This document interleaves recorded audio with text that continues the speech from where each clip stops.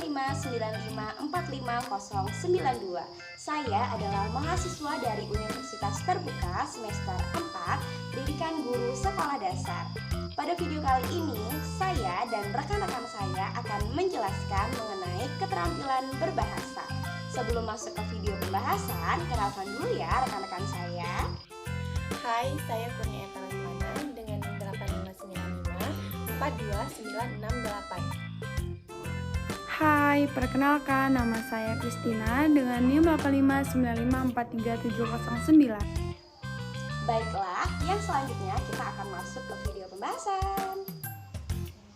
Keterampilan berbahasa yang pertama yaitu menyimak atau mendengarkan. Menyimak atau mendengarkan merupakan suatu kemampuan yang berkaitan dengan memahami bahasa lisan. Menyimak atau mendengarkan merupakan suatu kemampuan yang bersifat reseptif. Dalam menyimak atau mendengarkan harus dilakukan dengan unsur kesengajaan. Selain itu dilakukan dengan penuh ketelitian dan juga konsentrasi. Ini bertujuan agar informasi yang didapat memadai. Ada dua situasi dalam mendengarkan, yaitu interaktif dan juga non-interaktif. Interaktif merupakan situasi mendengarkan yang dilakukan dengan cara bergantian. Contohnya yaitu komunikasi antara dua orang dalam telepon dan juga kegiatan tawar-menawar antara penjual dan pembeli. Non-interaktif merupakan situasi mendengarkan yang hanya mendapatkan informasi dari satu arah dan tidak bisa mendapatkan penjelasan. Contohnya yaitu mendengarkan berita di radio dan juga mendengarkan khutbah Jumat. Hai, saya Kurnia Eta. Topik berikutnya mengenai berbicara. Tahukah kalian apa itu berbicara? Dalam Kamus Besar Bahasa Indonesia tertulis bahwa berbicara berarti berkata, bercakap, berbahasa, melahirkan pendapat, dan berunding dalam bentuk perkataan, tulisan, dan lain-lain. Nah, dalam keterampilan berbicara, terdapat 3 situasi berbicara. Yang pertama adalah situasi berbicara interaktif. Situasi berbicara interaktif ini dilakukan secara tatap muka langsung dan bersifat dua arah ataupun multi arah. Contohnya dalam kehidupan sehari-hari adalah percakapan secara tatap muka ataupun melalui telepon. Yang kedua ada situasi berbicara semi interaktif. Situasi berbicara semi-interaktif ini dilakukan secara tatap muka namun bersifat satu arah. Contohnya dalam kehidupan sehari-hari adalah berpidato di depan umum, berkampanye, ceramah, dan lain-lain. Nah, yang terakhir ada situasi berbicara non-interaktif. Situasi ini dilakukan secara satu arah dan berlangsung tidak secara tatap muka.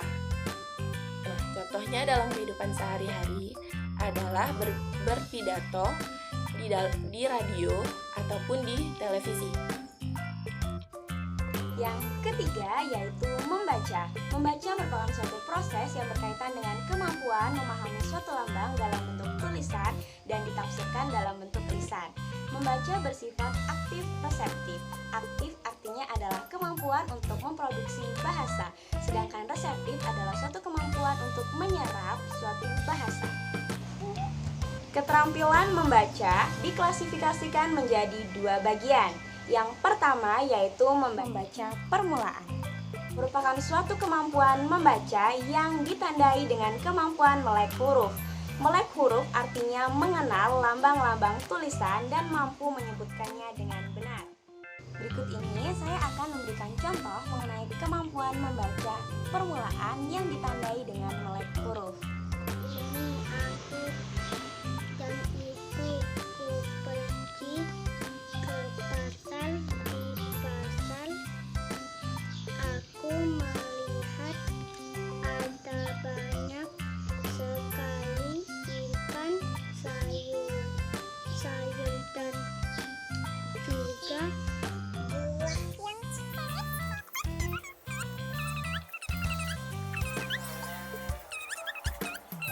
Dibaca. sudah Tadi aku pergi kemana? pasar. Di pasar aku melihat apa? Bukan sayur. Selanjutnya, keterampilan menulis. Keterampilan menulis merupakan keterampilan yang bersifat aktif dan produktif. Keterampilan menulis diartikan menggunakan bahasa untuk menyatakan ide, pikiran, perasaan kepada seseorang dengan bahasa tulis. Nah, teman-teman, ada beberapa tahapan yang harus kita perhatikan ketika kita menulis. Yang pertama yaitu menyusun rencana atau prarencana. Dan yang kedua, menulis draft atau pengedrafan. Yang ketiga, memperbaiki. Yang keempat, penyutingan. Dan yang kelima, mempublikasikan hasil tulisan kita. Sama halnya dengan membaca, keterampilan menulis pun memiliki dua kategori, yaitu menulis pemula dan menulis lanjut. Penulis pemula biasanya identik dengan menggambar karena si penulis tidak menggunakan ide atau gagasan, melainkan hanya sekedar melukis atau menyalin gambar. Itu tadi adalah penjelasan mengenai keterampilan berbahasa dari kami. Semoga bermanfaat, dan apabila ada salah kata dalam penyampaian, kami mohon maaf. Kami akhiri. Wassalamualaikum warahmatullahi wabarakatuh. Dadah, sampai bertemu lagi.